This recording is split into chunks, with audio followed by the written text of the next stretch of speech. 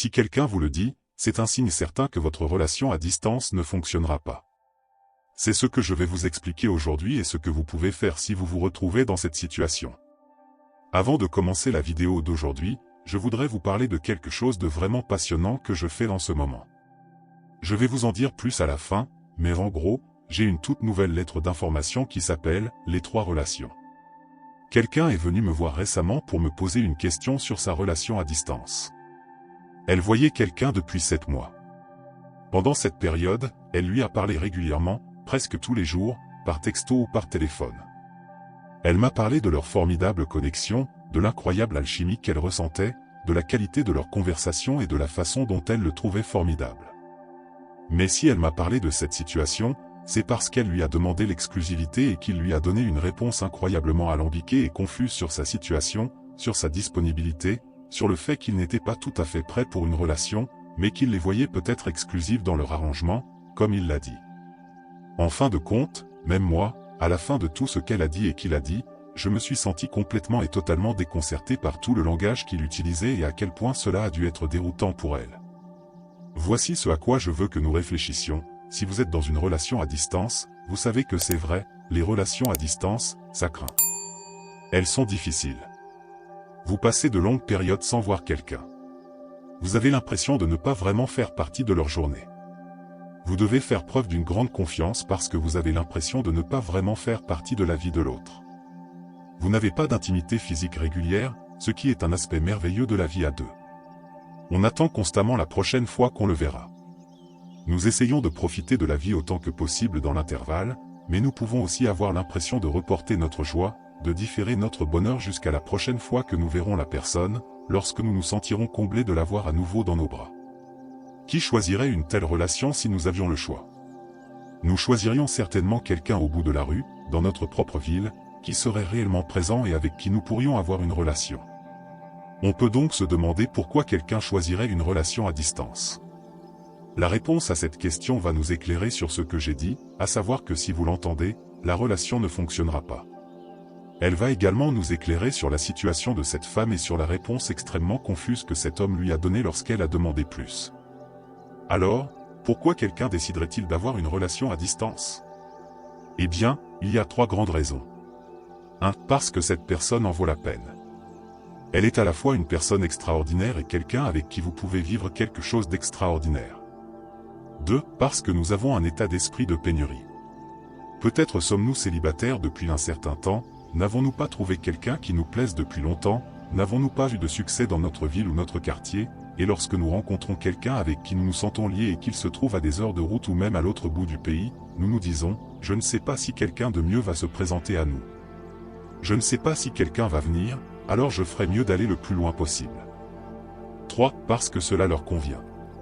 Pourquoi une relation qui, par nature, est si peu pratique, si difficile, serait-elle pratique pour une personne? Il y a 2 possibilités.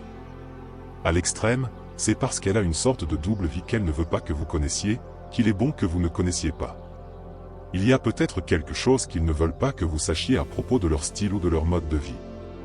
Peut-être ont-ils déjà une relation, peut-être sont-ils mariés et ont-ils déjà des enfants. Il y a quelque chose qu'ils ne veulent pas que vous sachiez, et il leur est utile que vous soyez suffisamment éloigné pour que vous ne le découvriez jamais. La deuxième raison, peut-être la plus fréquente, est qu'ils évitent les gens. Ils ne veulent rien de sérieux avec personne. Ils ne cherchent pas de relation, et il est beaucoup plus facile d'entretenir ces relations superficielles avec des gens qui sont loin, parce que les gens qui sont loin posent moins de questions et se sentent moins en droit de vous demander plus, parce que la distance crée une excuse géographique naturelle. Oh, tu comptes tellement pour moi, je passe des moments tellement extraordinaires avec toi, nous avons quelque chose de si spécial. C'est vraiment dommage que tu sois si loin et qu'il soit si difficile d'avoir une relation. La distance devient une couverture pratique pour leur évitement. Examinons maintenant son cas et voyons dans laquelle des 3 catégories elle se situe. Pense-t-elle que quelqu'un en vaut vraiment la peine et que c'est pour cette raison qu'elle entretient une relation à distance? Est-elle dans un état d'esprit de pénurie?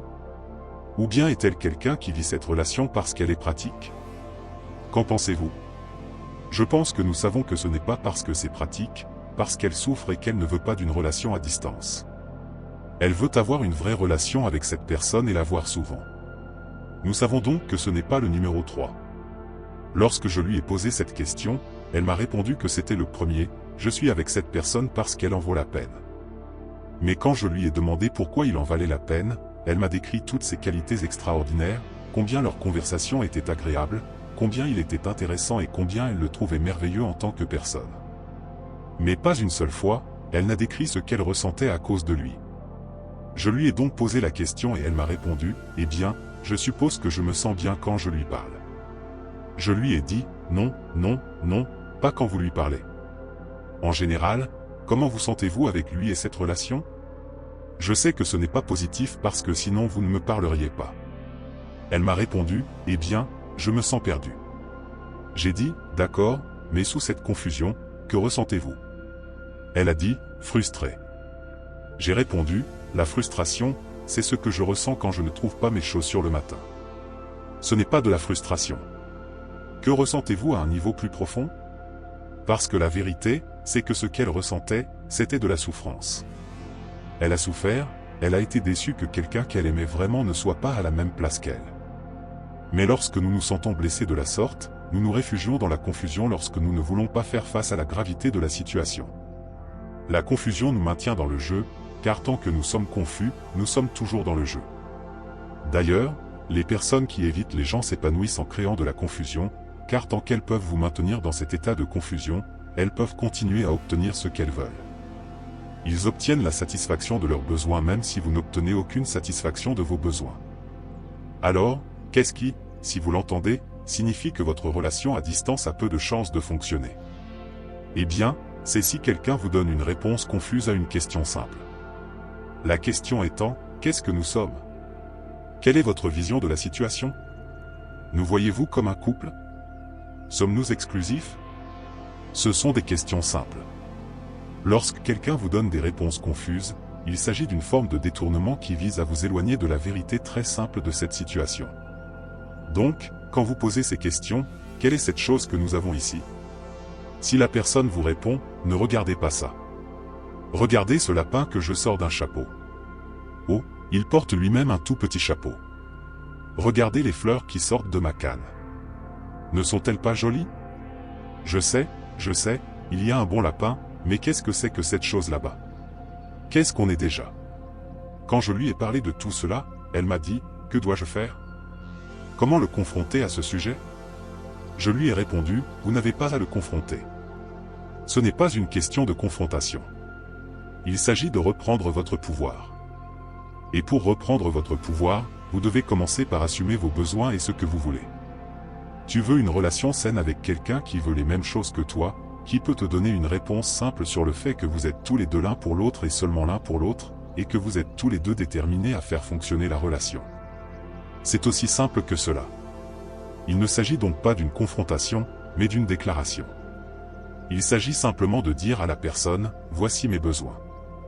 Ils ne sont pas satisfaits dans cette situation, et je ne peux pas continuer à investir dans cette situation tant qu'ils ne sont pas satisfaits.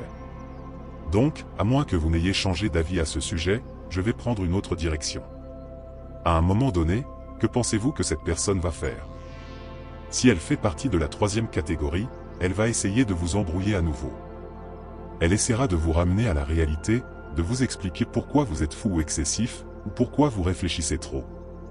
Et tout cela sera conçu pour vous maintenir dans le jeu. Votre travail consiste à ne pas vous laisser distraire par les fausses pistes, mais à voir la vérité de ce qui se passe réellement ici. Merci beaucoup de nous avoir suivis. Avant de partir, n'oubliez pas de vous inscrire à la lettre d'information, les 3 relations. Qu'est-ce que cette lettre d'information? Je crois que 3 relations déterminent la qualité de notre vie, notre relation avec les autres, notre relation avec nous-mêmes et notre relation avec la vie elle-même. Et j'aime vraiment écrire. Vous avez été très nombreux à me dire que vous aimiez vraiment mes écrits. Vous êtes très gentils avec moi à cet égard. J'essaie de m'améliorer en permanence, mais vous aimez vraiment apprendre de moi sous forme écrite. J'ai donc voulu faire quelque chose chaque semaine qui soit comme une sorte de lettre privée que je vous adresserai et avec laquelle nous pourrions avoir une sorte de dialogue. Je reçois des réponses chaque semaine. Je les lis, elles sont magnifiques. Beaucoup de gens me disent qu'elles ont tellement de valeur qu'ils s'étonnent que ce soit gratuit, que ce soit juste une lettre d'information. Mais mon but était de faire quelque chose chaque semaine que vous attendiez avec impatience. Merci beaucoup d'avoir regardé cette vidéo, et à la semaine prochaine.